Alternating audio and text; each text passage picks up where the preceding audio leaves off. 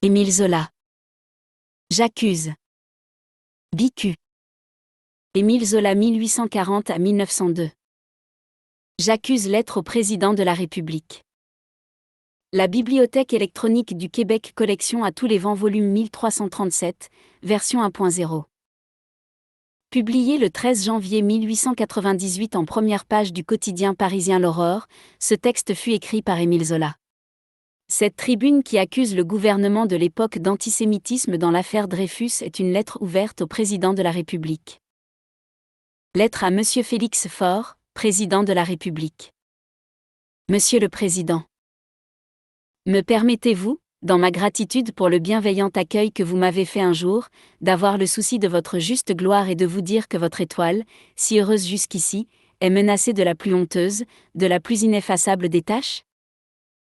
Vous êtes sorti sain et sauf des basses calomnies, vous avez conquis les cœurs. Vous apparaissez rayonnant dans l'apothéose de cette fête patriotique que l'Alliance russe a été pour la France, et vous vous préparez à présider au solennel triomphe de notre exposition universelle, qui couronnera notre grand siècle de travail, de vérité, de liberté. Mais quelle tache de boue sur votre nom, j'allais dire sur votre règne, que cette abominable affaire Dreyfus. Un conseil de guerre vient, par ordre, d'oser acquitter un Esterhazy, soufflet suprême à toute vérité, à toute justice. Et c'est fini, la France a sur la joue cette souillure, l'histoire écrira que c'est sous votre présidence qu'un tel crime social a pu être commis. Puisqu'ils l'ont osé, j'oserai aussi, moi.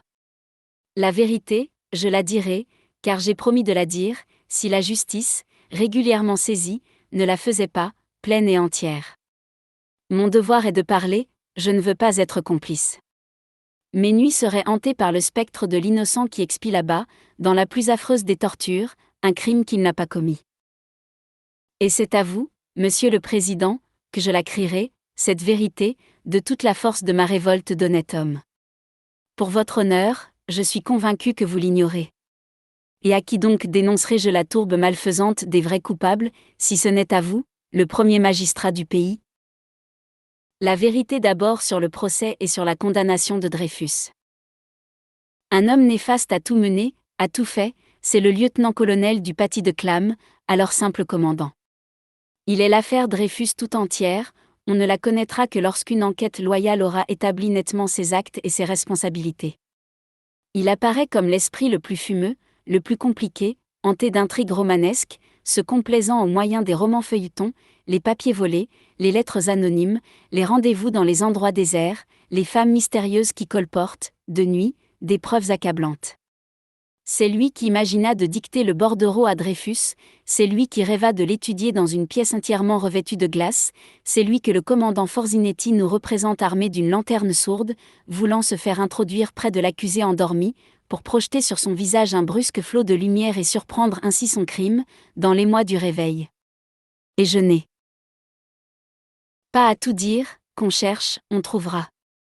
Je déclare simplement que le commandant du Paty de Clam, chargé d'instruire l'affaire Dreyfus, comme officier judiciaire, est, dans l'ordre des dates et des responsabilités, le premier coupable de l'effroyable erreur judiciaire qui a été commise.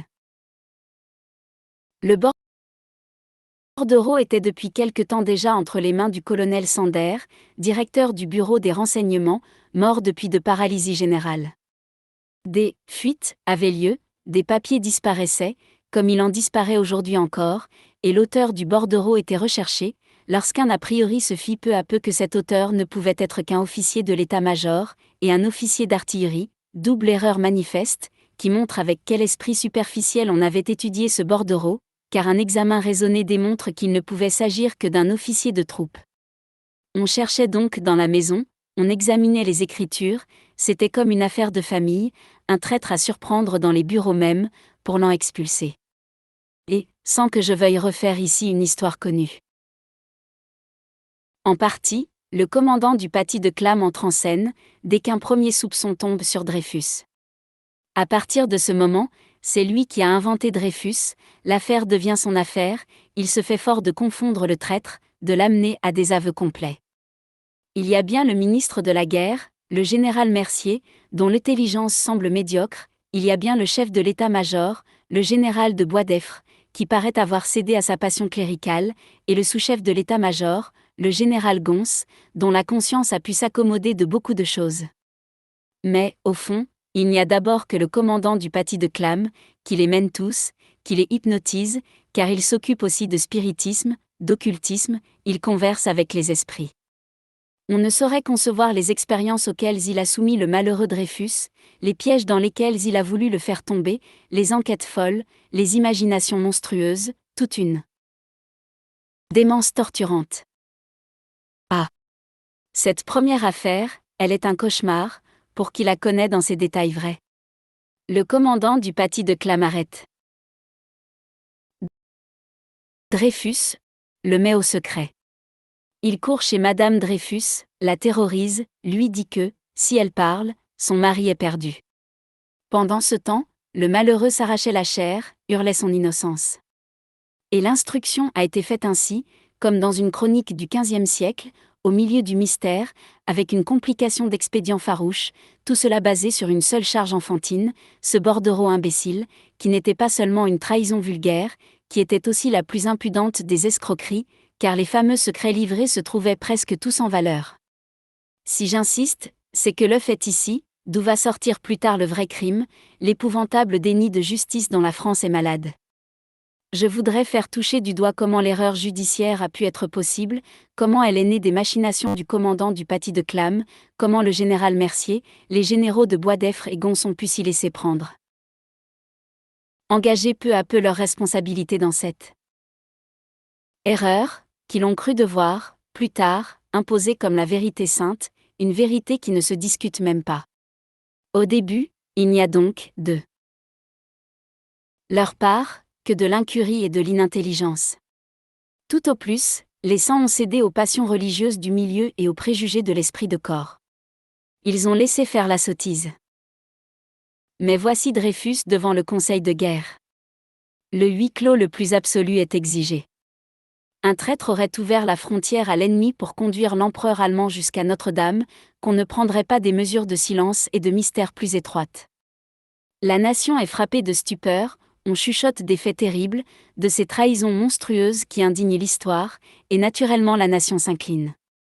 Il n'y a pas de châtiment assez sévère, elle applaudira à la dégradation publique, elle voudra que le coupable reste sur son rocher d'infamie, dévoré par le remords. Est-ce donc vrai, les choses indicibles, les choses dangereuses, capables de mettre l'Europe en flammes, qu'on a dû enterrer soigneusement derrière ce huis clos? Non. Il n'y a eu, derrière, que les imaginations romanesques et démentes du commandant du paty de Clam. Tout cela n'a été fait que pour cacher le plus saugrenu des romans. Feuilleton. Et il suffit, pour s'en assurer, d'étudier attentivement l'acte d'accusation, lu devant le conseil de guerre. Ah!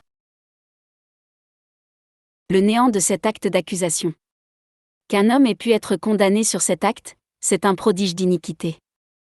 Je défie les honnêtes gens de le lire, sans que leur cœur bondisse d'indignation et crie leur révolte, en pensant à l'expiation démesurée, là-bas, à l'île du diable. Dreyfus sait plusieurs langues, crime, on n'a trouvé chez lui aucun papier compromettant, crime, il va parfois dans son pays d'origine, crime, il est laborieux, il a le souci de tout savoir, crime, il ne se trouble pas, crime, il se trouble, crime. Et les naïvetés de rédaction, les formelles assertions dans le vide. On nous avait parlé de 14 chefs d'accusation, nous n'en trouvons qu'une seule en fin de compte, celle du bordereau, et nous apprenons même que les experts n'étaient pas d'accord, qu'un d'eux, M. Gobert, a été bousculé militairement, parce qu'il se permettait de ne pas conclure dans le sens désiré. On parlait aussi de 23 officiers qui étaient venus accabler Dreyfus de leurs témoignages. Nous ignorons encore leurs interrogatoires, mais il est certain que tout ne l'avait pas chargé, et il est à remarquer, en outre, que tous appartenaient au bureau de la guerre. C'est un procès de famille, on est là entre soi, et il faut s'en souvenir, l'état-major a voulu le procès, l'a jugé, et il vient de le juger une seconde fois. Donc, il ne restait que le bordereau, sur lequel les experts ne s'étaient pas entendus. On raconte que, dans la chambre du conseil, les juges allaient naturellement acquitter. Et, dès lors, comme l'on comprend l'obstination désespérée avec laquelle, pour justifier la condamnation, on affirme aujourd'hui l'existence d'une pièce secrète, accablante, la pièce qu'on ne peut montrer, qui légitime tout, devant laquelle nous devons nous incliner, le bon Dieu invisible et inconnaissable. Je la nie, cette pièce, je la nie de toute ma puissance. Une pièce ridicule, oui, peut-être la pièce où il est question de petites femmes, et où il est parlé d'un certain D, qui devient trop exigeant, quelque mari sans doute trouvant qu'on ne lui payait pas sa femme assez cher. Mais une pièce intéressant la défense nationale. Qu'on ne saurait produire sans que la guerre fût déclarée demain, non, non. C'est un mensonge. Et cela est d'autant plus odieux et cynique qu'ils mentent impunément sans qu'on puisse les en convaincre. Ils ameutent la France, ils se cachent derrière sa légitime émotion, ils ferment les bouches en troublant les cœurs, en pervertissant les esprits. Je ne connais pas de plus grand crime civique. Voilà donc, Monsieur le Président, les faits qui expliquent comment une erreur judiciaire a pu être commise, et les preuves morales, la situation de fortune de Dreyfus, l'absence de motif, son continuel cri d'innocence, achèvent de le montrer comme une victime des extraordinaires imaginations du commandant du paty de Clam, du milieu clérical où il se trouvait, de la chasse aux « sales juifs » qui déshonorent notre époque. Et nous arrivons à l'affaire Esterhazy. 3. En se sont passés, beaucoup de consciences restent troublées profondément, s'inquiètent, cherchent, finissent par se convaincre de l'innocence de Dreyfus. Je ne ferai pas l'historique des doutes, puis de la conviction de M. Scheurer-Kestner. Mais, pendant qu'il fouillait de son côté, il se passait des faits graves à l'état-major même. Le colonel Sander était mort, et le lieutenant-colonel Picard lui avait succédé comme chef du bureau des renseignements. Et c'est à ce titre, dans l'exercice de ses fonctions, que ce dernier eut un jour entre les mains une lettre-télégramme, adressée au commandant Esterhazy, par un agent d'une puissance étrangère. Son devoir strict était d'ouvrir une enquête.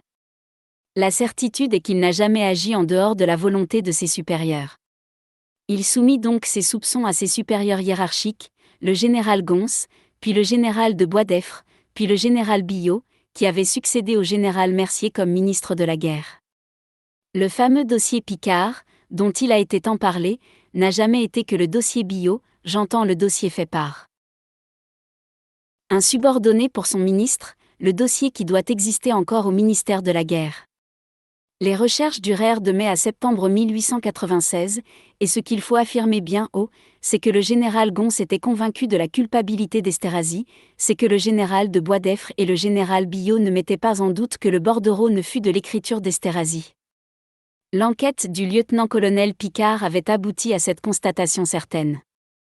Mais l'émoi était grand, car la condamnation d'Esterhazy entraînait inévitablement la révision du procès Dreyfus, et c'était ce que l'état-major ne voulait à aucun prix. Il dut y avoir là une minute psychologique pleine d'angoisse. Remarquez que le général Billot n'était compromis dans rien, il arrivait tout frais, il pouvait faire la vérité. Il n'osa pas, dans la terreur sans doute de l'opinion publique, certainement aussi dans la crainte de livrer tout l'état-major, le général de Boisdeffre, le général Gons, sans compter les sous-ordres. Puis, ce ne fut là qu'une minute de combat entre sa conscience et ce qu'il croyait être l'intérêt militaire. Quand cette minute fut passée, il était déjà trop tard. Il s'était engagé, il était compromis. Et, depuis lors, sa responsabilité n'a fait que grandir, il a pris à sa charge le crime des autres, il est aussi coupable que les autres, il est plus coupable qu'eux, car il a été le maître de faire justice, et il n'a rien fait. Comprenez-vous cela? Voici un an que le général Billot, que les généraux de Boisdeffre et Gons savent que Dreyfus est innocent, et ils ont gardé pour eux cette effroyable chose. Et ces gens-là dorment, et ils ont des femmes et des enfants qu'ils aiment. Le colonel Picard avait rempli son devoir d'honnête homme. Il insistait auprès de ses supérieurs, au nom de la justice. Il les suppliait même, il leur disait combien leur délai était impolitique, devant le terrible orage qui s'amoncelait, qui devait éclater, lorsque la vérité serait connue. Ce fut, plus tard, le langage que M. Scheurer-Kestner tint également au général Billot, l'adjurant par patriotisme de prendre en main l'affaire, de ne pas la laisser s'aggraver, au point de devenir un désastre public. Non. Le crime était commis, l'état-major ne pouvait plus avouer son crime. Et le lieutenant-colonel Picard fut envoyé en mission, on l'éloigna de plus en plus loin, jusqu'en Tunisie, où l'on voulut même un jour honorer sa bravoure, en le chargeant d'une mission qui l'aurait sûrement fait massacrer, dans les parages où le marquis de Morès a trouvé la mort. Il n'était pas en disgrâce, le général Gons entretenait avec lui une correspondance amicale. Seulement, il est des secrets qu'il ne fait pas bon d'avoir surpris. À Paris, la vérité marchait, irrésistible, et l'on sait de quelle façon l'orage attendu éclata. Monsieur Mathieu Dreyfus dénonça le commandant Esterhazy comme le véritable auteur du bordereau, au moment où M. Scheurer-Kestner allait déposer, entre les mains du garde des Sceaux, une demande en révision du procès. Et c'est ici que le commandant Esterhazy paraît. Des témoignages le montrent d'abord affolé, prêt au suicide ou à la fuite. Puis, tout d'un coup, il paye d'audace, il étonne Paris par la violence de son attitude. C'est que du secours lui était venu, il avait reçu une lettre anonyme l'avertissant des menées de ses ennemis, une dame mystérieuse. S'était même dérangé de nuit pour lui remettre une pièce volée à l'état-major, qui devait le sauver. Et je ne puis m'empêcher de retrouver là le lieutenant-colonel du paty de Clam, en reconnaissant les expédients de son imagination fertile. Son œuvre, la culpabilité de Dreyfus, était en péril, et il a voulu sûrement défendre son œuvre. La révision du procès, mais c'était l'écroulement du roman feuilleton si extravagant, si tragique, dont le dénouement abominable a lieu à l'île du diable. C'est ce qu'il ne pouvait permettre. Dès lors, le duel va avoir lieu entre le lieutenant-colonel Picard et le lieutenant-colonel du paty de Clam, l'un le visage découvert, l'autre masqué. On les retrouvera prochainement tous deux devant la justice civile. Au fond, c'est toujours l'état-major qui se défend, qui ne veut pas avouer son crime, dont l'abomination grandit d'heure en heure. On s'est demandé avec stupeur quels étaient les protecteurs du commandant Esterhazy. C'est d'abord, dans l'ombre, le lieutenant-colonel du paty de Clam qui a tout machiné, qui a tout conduit. Sa main se trahit aux moyens saugrenus. Puis, c'est le général de Boisdeffre, c'est le général Gons, c'est le général Billot lui-même, qui sont bien obligés de faire acquitter le commandant, puisqu'ils ne peuvent laisser reconnaître l'innocence de Dreyfus, sans que les bureaux de la guerre croulent dans le mépris public. Et le beau résultat de cette situation prodigieuse est que l'honnête homme, là-dedans, le lieutenant-colonel Picard, qui seul a fait son devoir, va être la victime, celui qu'on bafouera et qu'on punira. Ô justice, quelle affreuse désespérance serre le cœur. On va jusqu'à dire que c'est lui le faussaire, qu'il a fabriqué la carte télégramme pour perdre Esterhazy. Mais, grand Dieu! Pourquoi? Dans quel but? Donnez un motif. Est-ce que celui-là aussi est payé par les Juifs? Le joli de l'histoire est qu'il était justement antisémite. Oui. Nous assistons à ce spectacle infâme, des hommes perdus de dettes et de crimes dont on proclame l'innocence, tandis qu'on frappe l'honneur même, un homme à la vie sans tache. Quand une société en est là, elle tombe en décomposition. Voilà donc, Monsieur le Président, l'affaire Esterhazy, un coupable qu'il s'agissait d'innocenter. Depuis bientôt 2 mois, nous pouvons suivre heure par heure la belle besogne. J'abrège, car ce n'est ici, en gros, que le résumé de l'histoire dont les brûlantes pages seront un jour écrites tout au long. Et nous avons donc vu le général de Pellieux, puis le commandant Ravary, conduire une enquête scélérate d'où les coquins sortent transfigurés et les honnêtes gens salis. Puis, on a convoqué le conseil de guerre. Comment a-t-on pu espérer qu'un conseil de guerre défrait ce qu'un conseil de guerre avait fait? Je ne parle même pas du choix toujours possible des juges. L'idée supérieure de discipline, qui est dans le sang de ces soldats, ne suffit-elle à infirmer leur pouvoir d'équité? Qui dit discipline dit obéissance. Lorsque le ministre de la guerre, le grand chef, a établi publiquement, aux acclamations de la représentation nationale, l'autorité de la chose jugée, vous voulez qu'un conseil de guerre lui donne un formel démenti? Hiérarchiquement, cela est impossible. Le général Billot a suggestionné les juges par sa déclaration, et ils ont jugé comme ils doivent aller au feu, sans raisonner. L'opinion préconçue qu'ils ont apportée sur leur siège est évidemment celle-ci: Dreyfus a été condamné pour crime de trahison par un conseil de guerre, il est donc coupable, et nous, conseil de guerre, nous ne pouvons le déclarer innocent. Or nous savons que reconnaître la culpabilité d'Esterhazy, ce serait proclamer l'innocence de Dreyfus. Rien ne pouvait les faire sortir de là. Ils ont rendu une sentence inique, qui à jamais pèsera sur nos conseils de guerre, qui entachera désormais de suspicion tous leurs arrêts. Le premier conseil de guerre a pu être inintelligent, le second est forcément criminel. Son excuse, je le répète, est que le chef suprême avait parlé, déclarant la chose jugée inattaquable, sainte et supérieure aux hommes, de sorte que des inférieurs ne pouvaient dire le contraire. On nous parle de l'honneur de l'armée, on veut que nous l'aimions, la respections. Ah! Certes, oui, l'armée qui se lèverait à la première menace, qui défendrait la terre française, elle est tout le peuple, et nous n'avons pour elle que tendresse et respect. Mais il ne s'agit pas d'elle, dont nous voulons justement la dignité, dans notre besoin de justice. Il s'agit du sabre, le maître qu'on nous donnera demain peut-être. Et baiser dévotement la poignée du sabre, le Dieu, non.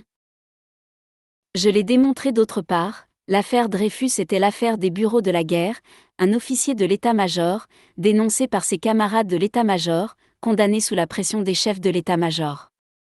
Encore une fois, il ne peut revenir innocent sans que tout l'état-major soit coupable. Aussi les bureaux, par tous les moyens imaginables, par des campagnes de presse, par des communications, par des influences, n'ont-ils couvert Esterhazy que pour perdre une seconde fois Dreyfus. Quel coup de balai le gouvernement républicain devrait donner dans cette jésuitière, ainsi que les appelle le général Billot lui-même. Où est-il, le ministère vraiment fort et d'un patriotisme sage, qui osera tout y refondre et tout y renouveler? Que de gens je connais qui, devant une guerre possible, tremblent d'angoisse, en sachant dans quelles mains est la défense nationale. Et quel nid de basse intrigue, de commérage et de dilapidation, est devenu cet asile sacré, où se décide le sort de la patrie. On s'épouvante devant le jour terrible que vient d'y jeter l'affaire Dreyfus, ce sacrifice humain d'un malheureux, d'un sale juif. Ah! Tout ce qui s'est agité là de démence et de sottise, des imaginations folles, des pratiques de basse police, des mœurs d'inquisition et de tyrannie, le bon plaisir de quelques galonnés mettant leurs bottes sur la nation, lui rentrant dans la gorge son cri de vérité et de justice, sous le prétexte menteur et sacrilège de la raison d'État. Et c'est un crime encore que de s'être appuyé sur la presse immonde, que de s'être laissé défendre par toute la fripouille de Paris, de sorte que voilà la fripouille qui triomphe insolemment, dans la défaite du droit et de la simple probité. C'est un crime d'avoir accusé de troubler la France ceux qui la veulent généreuse, à la tête des nations libres et justes, lorsqu'on ourdit soi-même l'impudent complot d'imposer l'erreur, devant le monde entier. C'est un crime d'égarer l'opinion, d'utiliser pour une besogne de mort cette opinion qu'on a pervertie jusqu'à la faire délirer. C'est un crime d'empoisonner les petits et les humbles, d'exaspérer les passions de réaction et d'intolérance, en s'abritant derrière l'odieux antisémitisme, dont la grande France libérale des droits de l'homme mourra, si elle n'en est pas guérie. C'est un crime que d'exploiter le patriotisme pour des œuvres de haine, et c'est un crime, enfin, que de faire du sabre le Dieu moderne, lorsque toute la science humaine est au travail pour l'œuvre prochaine de vérité et de justice. Cette vérité, cette justice, que nous avons si passionnément voulu, quelle détresse à les voir ainsi souffleter, plus méconnus et plus obscurcis. Je me doute de l'écroulement qui doit avoir lieu dans l'âme de M. Scheurer-Kestner, et je crois bien qu'il finira par éprouver un remords, celui de n'avoir pas agi. Révolutionnairement, le jour de l'interpellation au Sénat, en lâchant tout le paquet, pour tout jeter à bas. Il a été le grand honnête homme, l'homme de sa vie loyale, il a cru que la vérité se suffisait à elle-même, surtout lorsqu'elle lui apparaissait éclatante comme le plein jour. À quoi bon tout bouleverser, puisque bientôt le soleil allait luire. Et c'est de cette sérénité confiante dont il est si cruellement puni. De même pour le lieutenant-colonel Picard, qui, par un sentiment de haute dignité, n'a pas voulu publier les lettres du général Gons. Ses scrupules l'honorent d'autant plus que, pendant qu'il restait respectueux de la discipline, ses supérieurs le faisaient couvrir de boue, instruisaient eux-mêmes son procès, de la façon la plus inattendue et la plus outrageante. Il y a 2 victimes, 2 braves gens, 2 cœurs simples, qui ont laissé faire Dieu, tandis que le diable agissait. Et l'on a même vu, pour le lieutenant-colonel Picard, cette chose ignoble. Un tribunal français, après avoir laissé le rapporteur charger publiquement un témoin, l'accusé de toutes les fautes, a fait le huis clos, lorsque ce témoin a été introduit pour s'expliquer et se défendre. Je dis que ceci est un crime de plus et que ce crime soulèvera la conscience universelle. Décidément, les tribunaux militaires se font une singulière idée de la justice. Telle est donc la simple vérité, Monsieur le Président, et elle est effroyable, elle restera pour votre présidence une souillure. Je me doute bien que vous n'avez aucun pouvoir en cette affaire, que vous êtes le prisonnier de la Constitution et de votre entourage. Vous n'en avez pas moins un devoir d'homme, auquel vous songerez, et que vous remplirez. Ce n'est pas, d'ailleurs, que je désespère le moins du monde du triomphe. Je le répète avec une certitude plus véhémente, la vérité est en marche et rien ne l'arrêtera. C'est d'aujourd'hui seulement que l'affaire commence, puisqu'aujourd'hui seulement les positions sont nettes, d'une part, les coupables qui ne veulent pas que la lumière se fasse, de l'autre, les justiciers qui donneront leur vie pour qu'elle soit faite. Je l'ai dit ailleurs, et je le répète ici, quand on enferme la vérité sous terre, elle s'y amasse, elle y prend une force telle d'explosion, que, le jour où elle éclate, elle fait tout sauter avec elle. On verra bien si l'on ne vient pas de préparer, pour plus tard, le plus retentissant des désastres. Mais cette lettre est longue, Monsieur le Président, et il est temps de conclure. J'accuse le lieutenant-colonel du Paty de Clam d'avoir été l'ouvrier diabolique de l'erreur judiciaire, en inconscient, je veux le croire, et d'avoir ensuite défendu son œuvre néfaste, depuis 3 ans, par les machinations les plus saugrenues et les plus coupables. J'accuse le général Mercier de s'être rendu complice, tout au moins par faiblesse d'esprit, d'une des plus grandes iniquités du siècle. J'accuse le général Billot d'avoir eu entre les mains les preuves certaines de l'innocence de Dreyfus et de les avoir étouffées, de s'être rendu coupable de ce crime de lèse-humanité et de lèse-justice, dans un but politique et pour sauver l'état-major compromis. J'accuse le général de Boisdeffre et le général Gonse de s'être rendus complices du même crime, l'un sans doute par passion cléricale, l'autre peut-être par cet esprit de corps qui fait des bureaux de la guerre l'Arche Sainte, inattaquable. J'accuse le général de Pellieux et le commandant Ravary d'avoir fait une enquête scélérate, j'entends par là une enquête de la plus monstrueuse partialité, dont nous avons, dans le rapport du second, un impérissable monument de naïve audace. J'accuse les 3 experts en écriture, les sieurs Belhomme, Varinard et Coire, d'avoir fait des rapports mensongers et frauduleux, à moins qu'un examen médical ne les déclare atteints d'une maladie de la vue et du jugement. J'accuse les bureaux de la guerre d'avoir mené dans la presse, particulièrement dans l'Éclair et dans l'Écho de Paris, une campagne abominable, pour égarer l'opinion et couvrir leurs fautes. J'accuse enfin le premier conseil de guerre d'avoir violé le droit, en condamnant un accusé sur une pièce restée secrète, et j'accuse le second conseil de guerre d'avoir couvert cette illégalité, par ordre, en commettant à son tour le crime juridique d'acquitter sciemment un coupable. En portant ces accusations, je n'ignore pas que je me mets sous le coup des articles 30 et 31 de la loi sur la presse du 29 juillet 1881, qui punit les délits de diffamation. Et c'est volontairement que je m'expose. Quant aux gens que j'accuse, je ne les connais pas, je ne les ai jamais vus, je n'ai contre ni rancune ni haine. Ils ne sont pour moi que des entités, des esprits de malfaisance sociale. Et l'acte que j'accomplis ici n'est qu'un moyen révolutionnaire pour hâter l'explosion de la vérité et de la justice. Je n'ai qu'une passion, celle de la lumière, au nom de l'humanité qui a tant souffert et qui a droit au bonheur.